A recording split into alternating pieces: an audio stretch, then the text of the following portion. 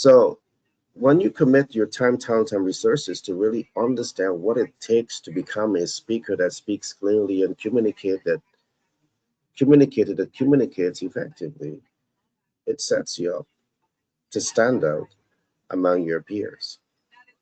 Now, last but not least, the ability to speak clearly and the ability to communicate effectively will also help you to understand smart ways to optimize your performance.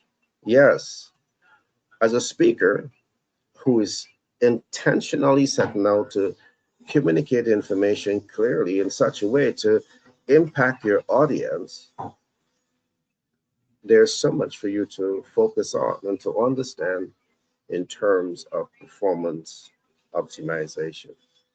Now, I have some important information to share with you because all of the above, you can learn these things.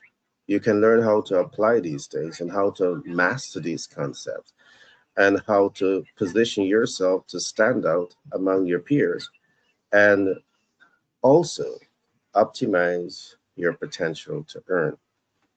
Now, right on the screen, you have this unique program that we call Public Speaking Made Simple. This program is designed by Public Speakers Academy and Seven Figure Media.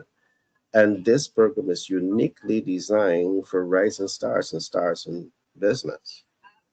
So if you're a business leader, taking the time to learn what this program has to offer will transform your life.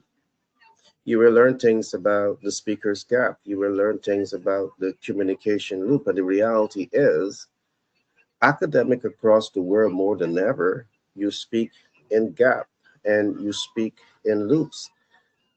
And there are specific reasons why this happened.